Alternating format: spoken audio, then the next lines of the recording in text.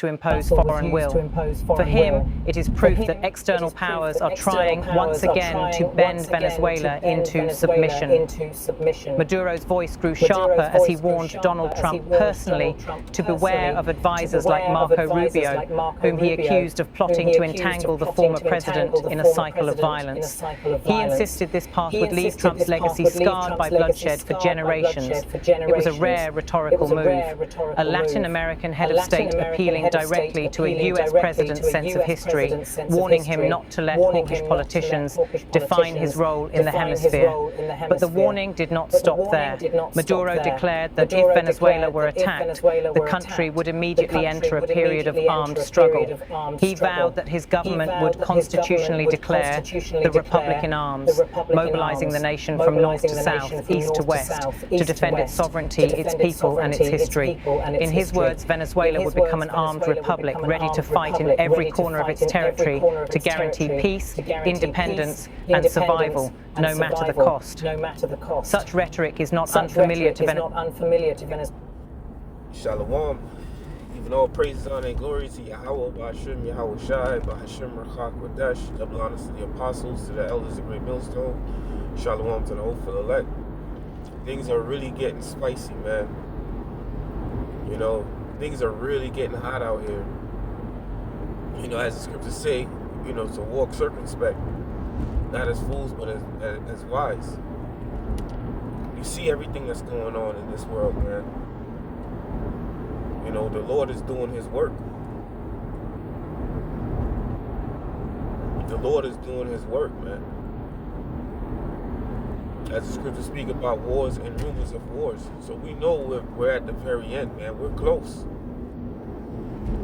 We're close. This devil, he's attacking every country that would trigger, well, I wouldn't say every, but two of the main countries that would trigger Russia into a war, with Venezuela and Iran. This man is literally poking the bear. You know, so as the scriptures say, the least of the flock shall draw them out. You know, these gutter rats are gonna do something really dramatic, man. Really dramatic. And they're gonna draw Babylon out to World War III.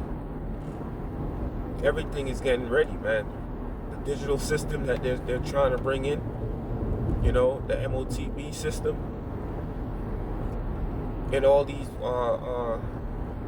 talks of wars and these actual wars that are happening.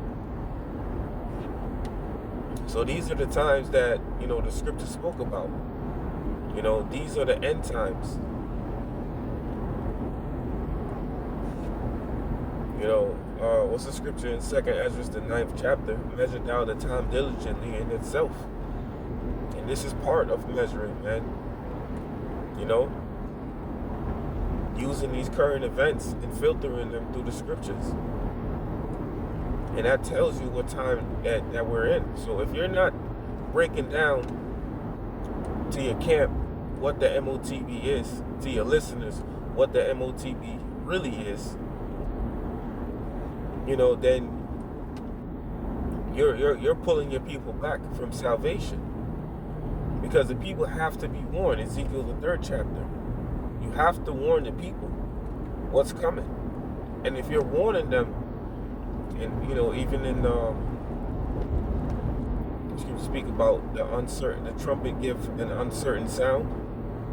Now that uncertain sound is going into you not breaking down the scriptures correctly. All right? You have to break this thing down 100% correctly, man. So that people can understand and see and flee from these times. We're in very, very dark times, man. We're in very dark times. And we just got to pray to Yahweh Ba'ashem Yahweh Shai that he continues to be that light for us, man. And we got to fight for him. You know, because he's showing us that he's fighting for us.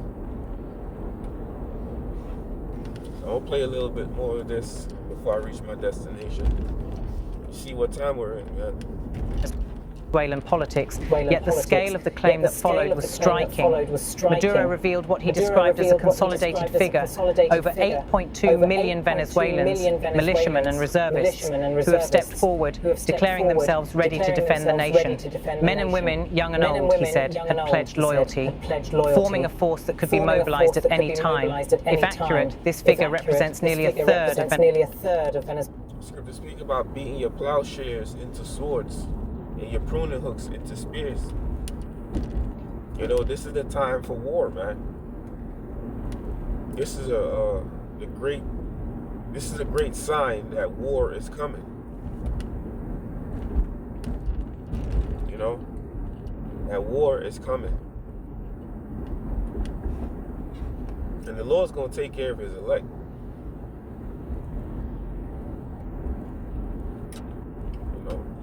The Lord's going to take care of his elect as he promised, man. You know? So, we play a little more. Venezuela's population, an extraordinary number that Maduro uses to project both strength and legitimacy in the face of external threats. The United States, meanwhile, frames its naval deployments differently. Washington insists that the Caribbean mission is not an act of war, but part of an anti-drug operation aimed at disrupting narcotics trafficking routes that have long been linked to Venezuela. For American officials, this is not about regime change, but about securing the region from illicit networks. Propaganda, man, which is one of Esau's most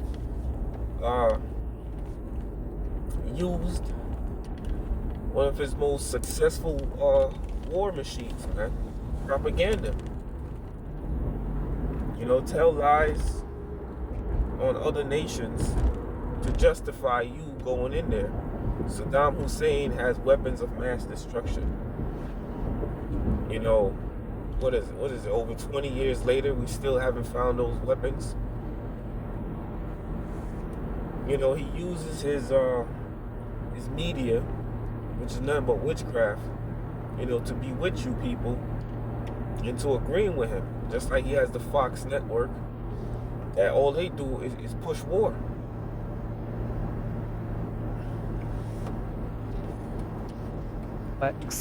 Yet in Caracas, the symbolism of US warships off the Venezuelan coast speaks louder than official statements. To many, it looks like preparation for a blockade, or worse, an invasion. The situation places Donald Trump in a uniquely precarious position. During his presidency, Trump often listened to hardline voices within the Republican Party, with Senator Marco Rubio among the loudest advocates for maximum pressure on Venezuela. Sanctions were imposed, diplomatic channels were frozen, and talk of military options was never far from the surface. For Maduro, these moves revealed not a strategy of negotiation, but one of coercion. His message now is designed to push Trump away from escalation, warning that such a course could not only fail, but also backfire. You know, scriptures speak about, you know, he spoke about peace, but war was in his heart. You ain't gonna push these devils away from this war, man. You know, these devils love blood, man. What's that in Ezekiel? It says, thou hast not hated blood, even blood shall pursue thee. You know, so death is going to pursue this Babylonian, you know, society, this Babylonian military. But, you know, I'm at my destination, so right now I'm going to say all praise, honor, and glory to Yahweh, Ba'ashem Yahushai, Ba'ashem Rakak Wadash, double honors to the apostles, to the elders of Great Millstone, and shalom to the hopeful elect.